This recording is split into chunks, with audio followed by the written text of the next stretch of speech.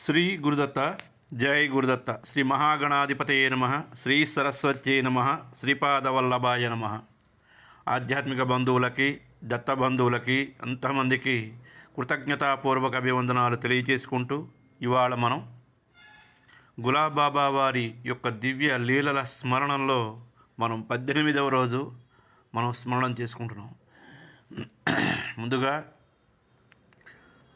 ఈ గ్రంథాన్ని రచించినటువంటి గ్రంథకర్త అయినటువంటి పిచ్చయ్య మాస్టర్కి, దివంగత కీర్తిశేషులైనటువంటి పిచ్చయ్య మాస్టర్కి మనం నమస్కారం చేసుకుని, అలాగే గులాబాబా వారి పాదపద్మాలకి శిరస్సు వంచి సాష్టాంగ దండ ప్రణామములు ఆచరిస్తూ, గోపాల గోపాల దేవకీనందన గోపాల గులాబాబా గోపాల. ఇవాళ మనం ఆపద్బాంధవుడు అంటే ప్రస్తుతం ఈ సమాజంలో మన బంధువులు, చుట్టాలు, మిత్రులు కష్టకాలంలో ఆదుకోవడం చాలా తక్కువగానే ఉంటుంది. బెల్లం ఉన్నప్పుడే చీమలు చేరుతాయి. బెల్లం అంతా అయిపోయిన తర్వాత చీమలు ఎటు దారి ఎటు మరి కనిపించమన్నా కనిపించవు. దీనికి చిన్న ఉదాహరణకి చిన్న కథ చెప్పుకుంటూ మనం వెళ్దాం. ఒక పేరెన్నిక కలిగినటువంటి విదేశాల్లో పెద్ద పారిశ్రామికవేత్త. ఆ పారిశ్రామికవేత్త చాలా కోట్లు సంపాదించాడు. కానీ ఇంట్లో కుటుంబం అంటూ ఏమీ లేదు. అతను ఏకాకిగా ఉండేవాడు. అతనికి కుక్కలంటే విపరీతమైనటువంటి అభిమానం. ఈ కోట్లు ఎప్పుడైతే ఉన్నాయో మంది, మార్బలం, పరిచారకులు, పరివారం అంతా తయారైంది. అయితే ఇంతటి పారిశ్రామికవేత్తకి ఆయన ఇంట్లో ఒకసారి ఏమైందంటే కుక్కకి అనారోగ్యం చేసింది. కుక్కకి ఎప్పుడైతే అనారోగ్యం చేసిందో అంటే ఇంతకీ ఆ కుక్కకి ఎలా అనారోగ్యం జరిగింది అన్నటువంటి విషయానికి వెళ్దాం. అంటే అప్పటి వరకు లేనటువంటి బంధుత్వాలు అన్నీ కలుపుకుని కుక్కకి ఒకళ్ళ తర్వాత ఒకళ్ళు కుక్కని బాగా దొరికినటువంటి ఇక్కడ అక్కడ దొరికినటువంటి పదార్థాలన్నీ తీసుకొచ్చి దానికి పెట్టడం అలవాటు చేశారు.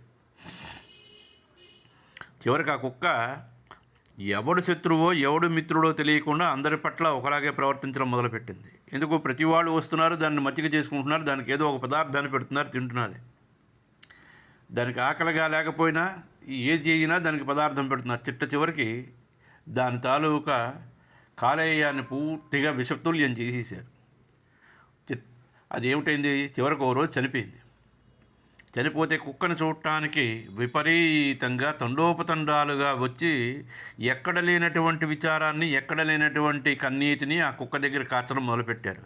నిజానికి ఆ కన్నీళ్ళు కుక్క చనిపోయిందని కాదు, ఆ యజమాని మన వైపు చూస్తున్నాడా లేదా, యజమాని తాలూకా చూపు మన మీద పడిందా లేదా అని చెప్పి అది అంతా నటనాపూర్వకమైనటువంటి ఈ అభిమానం తప్పించి నిజమైనటువంటి అభిమానం అయితే కాదు అక్కడ. ఇలా గడిచే అమ్మ నాయన కుక్క చనిపోతేనే వీళ్ళు ఇంత ప్రేమాభిమానాలు, ఇంత విషన్నవదనాలు, ఇంత విచారంగా ఉంటున్నారే, వీళ్ళందరూ నా వాళ్ళే అనుకున్నారు. కొన్నాళ్ళకి ఎవరికి కావాల్సింది వాళ్ళకి అలా ఇస్తూనే ధర్మాలు చేస్తున్నాడు. చివరికి తాను చేసుకున్నటువంటి వ్యాపారం మీద దృష్టి పెట్టడం మానేశాడు. వ్యాపారం అంతా కూడా చివరికి పడిపోయింది, నష్టాల ఊబిలో వెళ్ళిపోయింది. తాను సంపాదించినంతా ధనం అంతా కూడా సంపద అంతా కూడా హారతి కర్పూరంలాగా మొత్తం హరించుకుపోయింది. చివరికి అతను ఒకరోజు ఏమీ దిక్కుతోచలేనటువంటి పరిస్థితికి వచ్చేసాడు. తినడానికి కూడా తిండి లేనటువంటి ఇబ్బందులు పడుతున్నటువంటి సమయంలో, అనారోగ్య పరిస్థితుల్లో కుక్క చనిపోయినప్పుడు వచ్చినపాటి చూసినటువంటి జనాలు కూడా, బంధుమిత్రులు కూడా, అంటే అక్కడికి రాని చుట్టాలు, లేనటువంటి బంధుత్వం కల్పించుకున్నట్టు బంధువులు ఎవ్వరూ కూడా అతని దగ్గరికి చేరలేదు.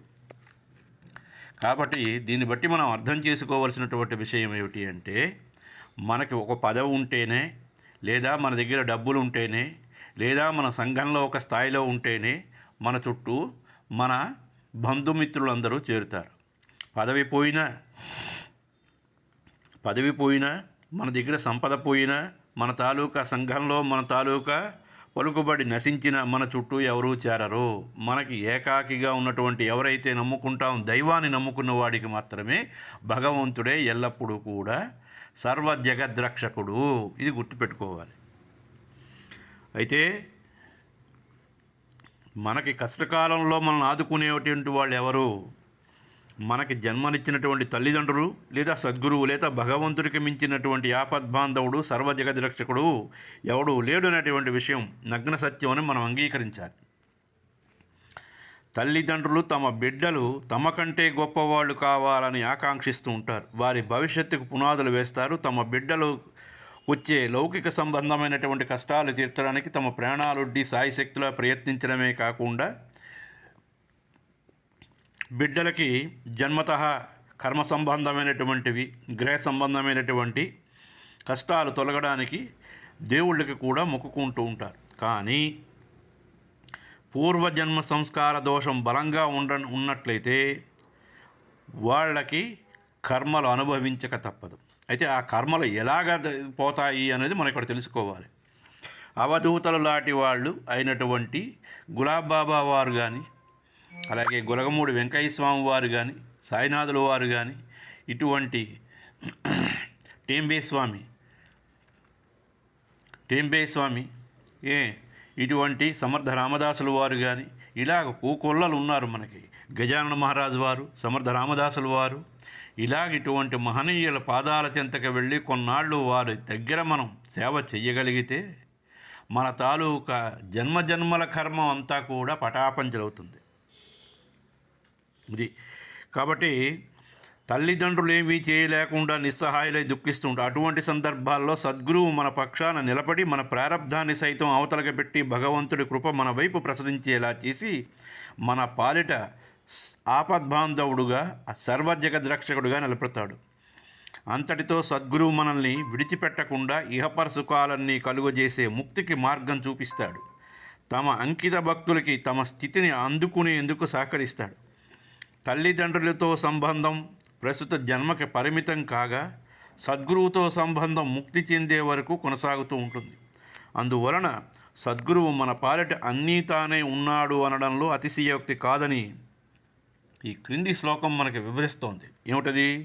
త్వమేవ మాతాత పితా త్వమేవ, త్వమేవ బంధుచ్చ సఖా త్వమేవ, త్వమేవ విద్యాద్రవిణం త్వమేవ, త్వమేవ సర్వం మమదేవ దేవ. బాబాకు భక్తులతో సంబంధం కని విని ఎరుగని రీతిగా ఉంటుంది అని ఇది భక్తులందరికీ అనుభవంలో ఉన్నటువంటి వాళ్ళకి తెలుస్తుంది. అయితే బాబా భక్తుల కష్టాలు విని కన్నీరు పెట్టి కన్న తల్లిదండ్రుల్లాగే ఓదార్చి ఆశీర్వచనాలు ఇచ్చి ప్రసాదం ఇచ్చి పంపిస్తారు. అంతేకాకుండా భక్తుల బాధలను తాను స్వీకరించి తన శరీరాన్ని కర్పూరంలాగే కరిగించుకుంటూ ఉంటారు. ఆయన ఆశ్రిత కల్పవృక్షం. ఈ సందర్భంలో మన ఈశ్వర స్వరూపాలైనటువంటి వారిని మరిచిపోవడం, విపత్తుని జ్ఞాపకం పెట్టుకుని నిరంతరం స్మరించడమే సంపద అని గుర్తుపెట్టుకోవాలి. సంపద అంటే మనకి తినడానికి తిండి, కట్టుకోవడానికి బట్ట, ఉండడానికి ఇల్లు, బయటి వాడికి చేయి చాచకుండా మన జీవితం వెళ్ళిపోయి భగవన్నామస్మరణ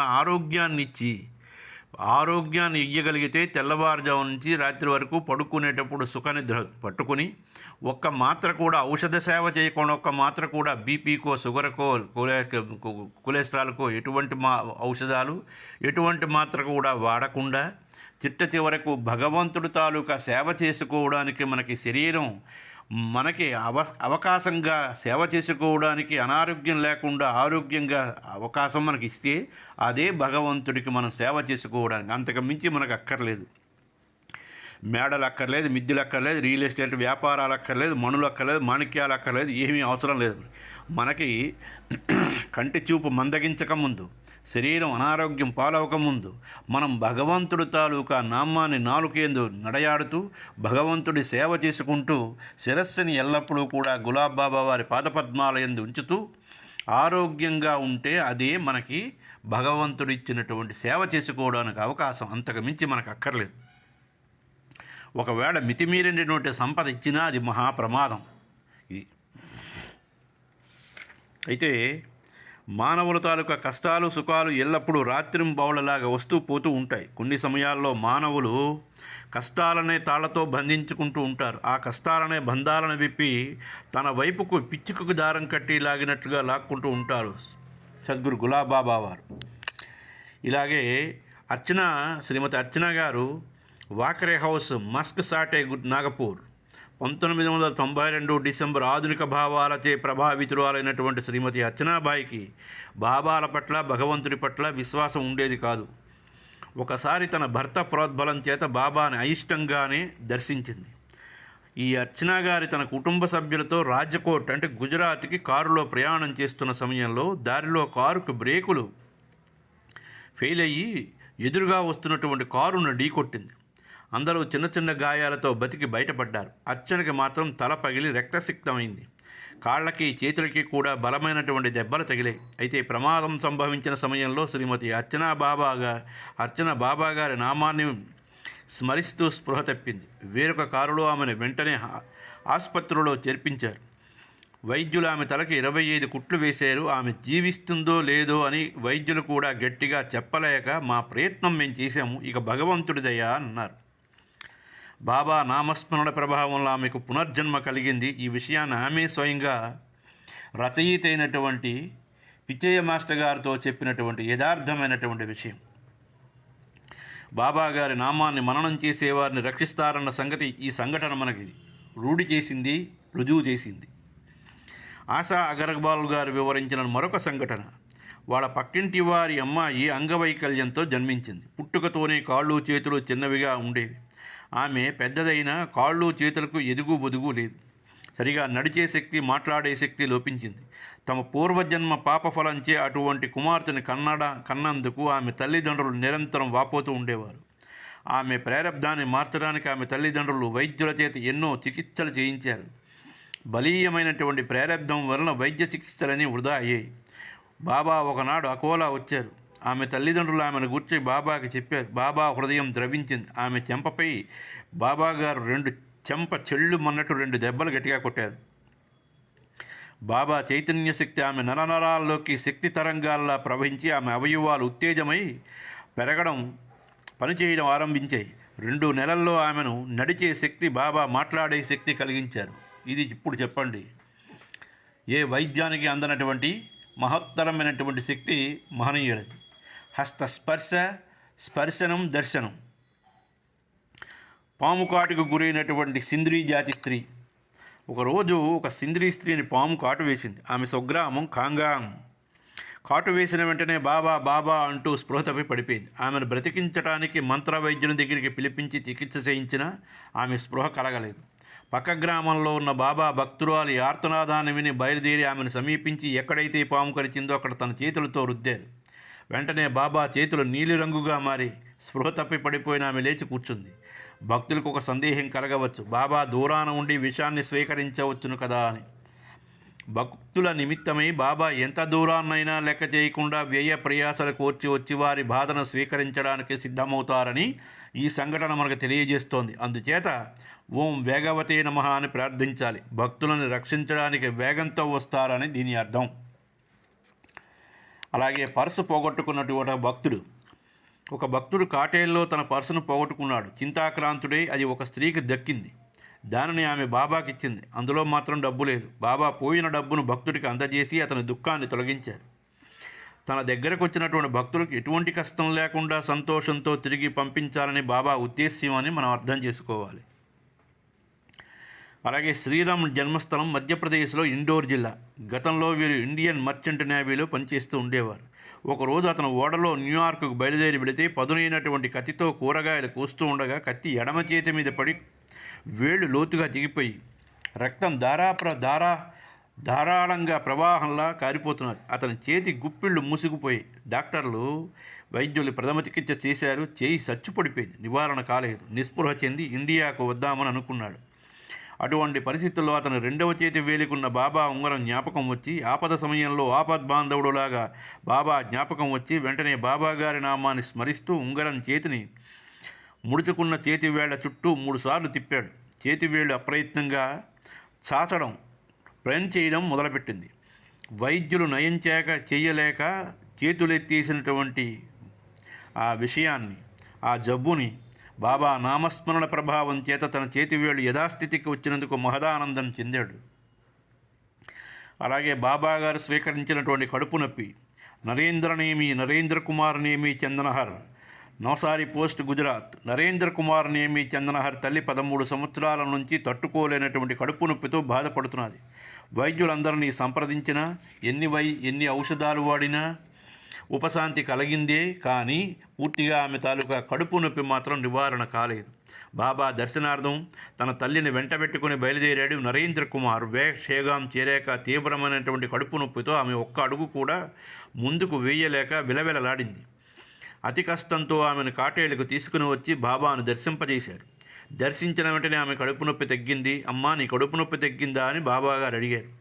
ఆమె నవ్వు ముఖంతో తల ఊపింది. వెంటనే బాబాకు కడుపు నొప్పి ఎక్కువైంది. కడుపు నొప్పితో 2 రోజులు విపరీతమైనటువంటి బాధను అనుభవించారు.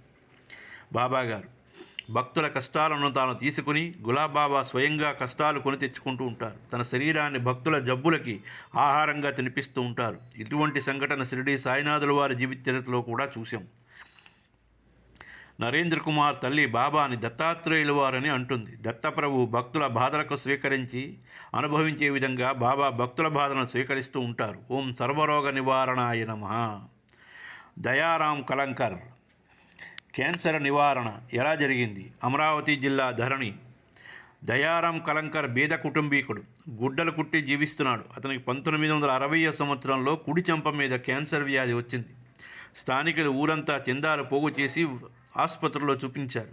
వసూలైనటువంటి సొమ్మంతా బూడిదలో పోసిన పన్నీరైంది. వ్యాధి నయం కాలేదు. అతనిని బాబా వద్దకు తీసుకుని వెళ్ళి విషయం అంతా చెబితే బాబా అతని చెంపపై తన చేతితో నిమిరారు. బాబా స్పర్శతో క్యాన్సర్ వ్యాధి తగ్గి అతడు తిరిగి స్వస్థుడే ఆరోగ్యవంతుడయ్యి క్యాన్సర్ వ్యాధి నివారణ అయిన తర్వాత 12/8/93 కలంకర్ కాటేల్లో అన్నదాన కార్యక్రమాన్ని నిర్వహించాడు. నన్ను గురుబంధువులైనటువంటి పుత్తూరు వీరస్వామి, పబ్బిశెట్టి హరిబాబులు భోజనానికి ఆహ్వానించారు. తన చెంపను ఒక్కసారి మాకు చూపించి బాబా క్యాన్సర్ వ్యాధిని నయం చేశారని రచయితకి స్వయంగా చూపించినటువంటి యథార్థ సంఘటన. మృత్యువాత పడినటువంటి అమ్మాయి భోపాలరావు గుహనయ్య గారు అనుభవాన్ని చెప్తున్నారు. కాటేల్లో ఆశ్రమాన్ని నిర్మించాలని భక్తులంతా కొంత స్థలాన్ని కొన్నారు. మరికొన్ని ఎకరాల భూమిని బాబా ఆశ్రమానికి దానంగా కొందరు సమర్పించారు. కాటేల్లో మేమంతా ఒక బావిని తవ్వాము. ఆ బావిలో నీరు తాగేవారు రోగ నివృత్తులవుతారని బాబా చెప్పారు. గుహనేకి 8 మంది కుమార్తెలు ఉన్నారు. బాబా కార్యక్రమం నాగపూర్ దర్బారులో జరుగుతూ ఉండగా మా కడగొట్టు అమ్మాయి చనిపోయింది అందుని నా భార్య ఏడుస్తూ వచ్చి చెప్పింది. కార్యక్రమం ముగిసే వరకు ఎవరికి ఈ విషయం చెప్పవద్దని గుండె నిబ్బరం చేసుకోమని ఆమెతో చెప్పాను. నా కూతురి మరణ వార్త విన నాకు దుఃఖం కట్టెలు తెంచుకుని వస్తున్నా అంతటి దుఃఖాన్ని దిగమింగాను. ఆ రోజుల్లో బాబా దర్బార్ నాగపూర్లో నాయక్ రోడ్లో ఉండేది. బ్యాండ్ పార్టీ వారు బ్యాండ్ వాయిస్తున్నారు. ఈ విషయం తెలిసి బ్యాండ్ వాయించడం ఆపు చేశారు. నేను నా కుమార్తెను బాబా పాదాలపై ఉంచి రక్షించి ప్రభు అని గట్టిగా ఏడ్చాను. బాబా అమ్మాయి వీపుపై 2 దెబ్బలు గట్టిగా కొట్టారు. ఆమె నోటిలోంచి పాలు జారుతూ బయటకు వచ్చాయి. వెంటనే ఆమె స్పృహకు వచ్చి లేచి కూర్చుంది. ఈ విధంగా మృత్యుదేవతను బాబా ఆజ్ఞాపించి నా కూతురికి ప్రాణదానం చేశాడు. అమ్మాయి పేరు యమున. ఆమెకు పెళ్ళయి ఒక కూతురు కూడా ఉంది. అందుకే ఓం ప్రాణదాతాయ నమః అని బాబాను మనం ప్రార్థించాలి. కుష్ఠవ్యాధి పీడితుడు. బాబా కాటేలకు కొత్తగా వచ్చినటువంటి రోజుల్లో ఒక కుష్ఠవ్యాధి పీడితుడు బాబాను నిత్యం దర్శిస్తూ ఉండేవాడు. ఆ రోజుల్లో భిక్షాటన చేసి స్వల్పంగా భుజిస్తూ మిగిలినది భిక్షకాండ్రకు జీవరాశులకు పెడుతూ ఉండేవారు బాబాగారు. ఒకరోజు కుష్ఠవ్యాధి పీడితుడు బాబాతో ఇలా అన్నాడు. మీరు దైవాంశ సంభూతులని ప్రజలంతా అనుకుంటున్నారు. మీరు నిజంగా భగవానుడైతే నా వ్యాధిని నివారణ చేయండి. ఏ జన్మలో ఏ పాపం చేసుకున్నానో ఈ వ్యాధి రూపేణా నేను అనుభవిస్తున్నాను అంటూ బాబా పాదాలపై పడి ఏడుస్తాడు. బాబా అతనిపై జాలిపడి ఇలా అన్నారు. ఏ జన్మలో ఏదో పాపం చేశానని అనుకోవడంలో ప్రయోజనమే ఉంది. నీకు నిజమైనటువంటి పశ్చాత్తాపం కలిగింది కాబట్టి ఈ జన్మలోనే నీ పాపాలను దహింపజేస్తాను అంటూ బాబా అతని శరీరాన్ని ప్రేమతో నిమిరారు. అతని రోగాన్ని బాబా శరీరంపై ప్రత్యక్షమైంది. బాబా స్వీకరించిన అతని ఒంటి మీద కుష్ఠవ్యాధి మచ్చలు మాయమై బాబా శరీరంపై ప్రత్యక్షమయ్యాయి. బాబా కుష్ఠవ్యాధితో 8 రోజుల పాటు బాధను అనుభవించారు. చనిపోయినటువంటి ఎద్దుకి ప్రాణదానం చేసినటువంటి మహనీయుడు కేఎన్ పాటిల్, సుల్తాన్పూర్ కాట్కేడ్. పాటిల్ గారు వివిధ ప్రాంతాలను దర్శించడానికి బాబాతో బయలుదేరి బాబా తీర్థయాత్రలు చేస్తున్న రోజుల్లో అతని ఇంటి వద్ద ఒక దుస్సంఘటన జరిగింది. ఆయన ఎద్దుల బండి ఒకటి ఉండేది. ఎద్దును ఒకనాడు పాము కరిచింది. ఆ వార్తని ఎద్దుల బండిని తోలే కుర్రవాడు పాటేల్ తమ్ముడికి చెల్లెలికి తెలియజేశాడు. ముగ్గురు ఎద్దు పడి ఉన్న చోటికి వెళ్ళారు. అప్పటికే ఎద్దు చనిపోయింది. కింద పడిపోయి నురగలు కక్కుతూ చొంగ కారుస్తోంది. పాటేల్ తమ్ముడు బాబా నామాన్ని స్మరిస్తూ ఒక రాయిని దాని చుట్టూ తిప్పి ఎద్దుని కాటేసిన స్థానంలో కొద్దిసేపు ఉంచి ఆ రాయిని పడేశాడు.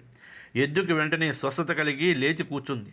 ఆ రాత్రి పాటేల్ తమ్ముడికి బాబా స్వప్న దర్శనమిచ్చి ఇలా అన్నారు, మీ అన్నయ్య ఇక్కడ ఉంటే ఎద్దుని పాము కరిచి ఉండేది కాదని అనుకొని ఉంటావు కదా, పైగా నన్ను నిందించడానికి అవకాశం దొరికి ఉండేది, అందుకే నేను ఈ జాగ్రత్త ముందే తీసుకున్నాను అంటూ బాబా అదృశ్యమయ్యారు. నరేంద్ర కుమార్ నేమి చందనహార్ గుజరాత్ రాష్ట్రంలో నవసారి వాస్తవ్యుడు. ఈయన చాలా కాలం నుంచి టాన్సిల్స్ వ్యాధి పీడితుడు. ఆపరేషన్ చేయించుకునేందుకు తన మామగారింటికి పూనా వచ్చాడు. అక్కడ అనుకోకుండా ఒక ఆశ్చర్యకరమైనటువంటి దుస్సంఘటన నిత్యం ఎదుర్కోవలసినటువంటి పరిస్థితి ఏర్పడింది. మామగారి ఇంటి నుండి అతను ఎప్పుడు బయటకు బయలుదేరినా ఒక కాకి వచ్చి నెత్తి మీద పొడుస్తూ ఉండేది. బయటికి పోవాలంటే భయపడుతూ ఉండేవాడు. ఈ విధంగా చాలా రోజులు గడిచింది. అందువలన దుఃఖంతో బాధపడుతూ ఏమి చేస్తే ఈ బాధ తొలగిపోతుందో అనే విషయం అర్థం కాకుండా సమస్యగా మారింది.